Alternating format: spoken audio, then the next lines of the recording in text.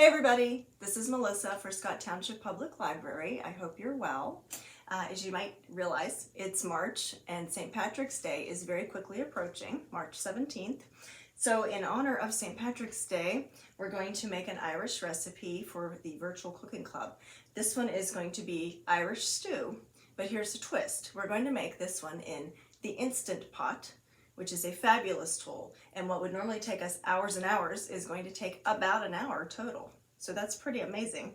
The ingredients are the same. If you've ever made Irish stew, you might use lamb. This recipe is going to use stew meat, beef stew meat, some carrots, some celery, some potatoes, the good old russet potatoes. You want the starch. An onion, a sweet onion, Worcestershire sauce, beef broth, tomato paste, and some cornstarch at the very end, which will help us thicken it up.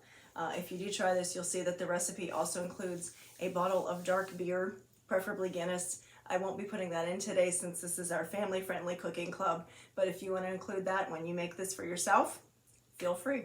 All right, I'm going to have a lot of chopping to do, peeling and chopping, peeling and chopping. So let me get started on that, and then we'll move into Instant Pot mode.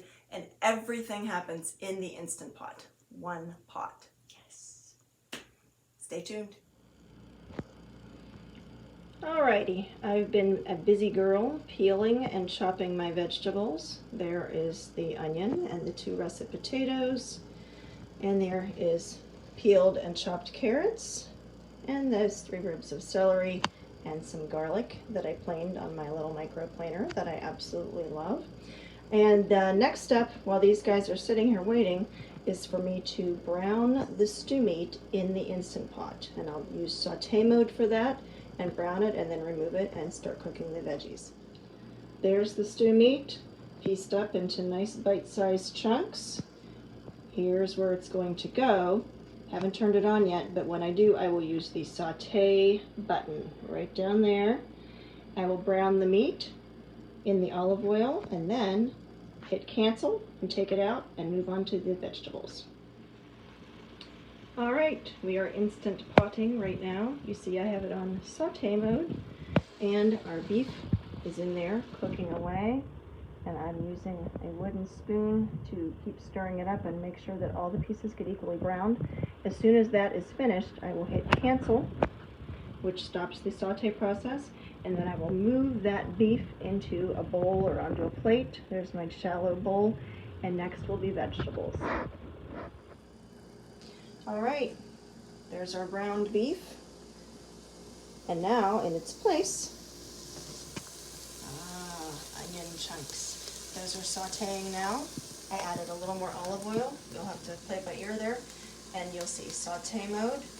Let these go for a couple minutes, and as soon as they start to caramelize, we'll throw in the garlic, and then we'll move on to the next step, adding some liquids. Okay, if we were going to add the bottle of dark beer, this is when you would do that.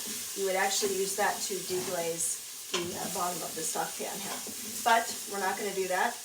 We're just going to use a little bit of our broth.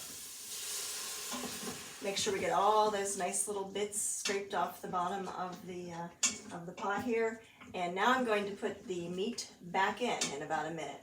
And we'll leave the potatoes and the carrots a little longer because they don't need to go in yet. They will cook faster, and we don't want to just dump everything in at once. So you'll consult the recipe, but this is when you'll be putting the beef back in, adding the celery, adding the broth, adding tomato paste, some Worcestershire. And as I said, if you were going to use the bottle of beer, it would go in first to deglaze. All right, I've added just about everything except for the carrots and the potatoes. And here's the beauty of this recipe.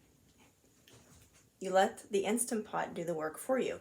You set it to stew right here, and then you leave it for about 30 minutes, and it's going to just cook and meld all those flavors together.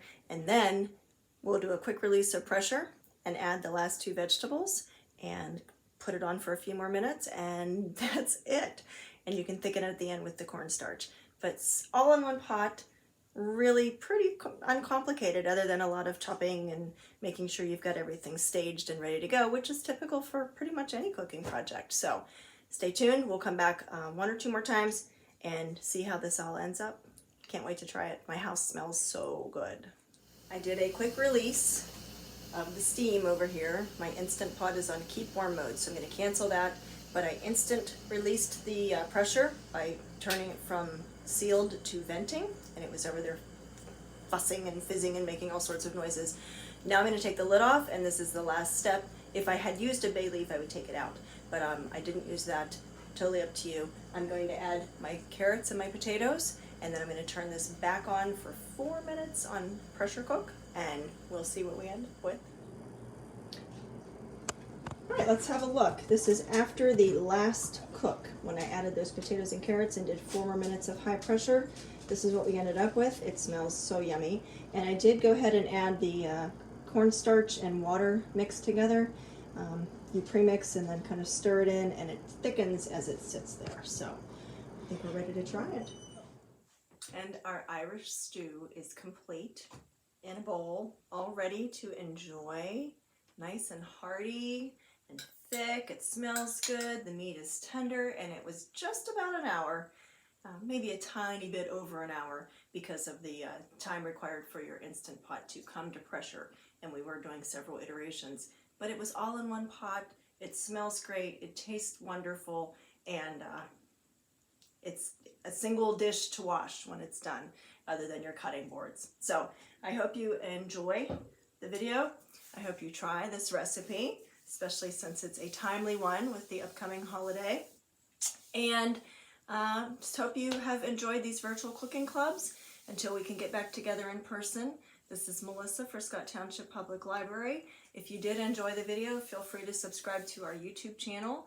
Give us a thumbs up if you want to do that. And of course, you can always donate to the library via the homepage, scottlibrary.org, and you'll see a donate button there. Meantime, enjoy your stew and have a great day, and spring is coming, so keep the faith.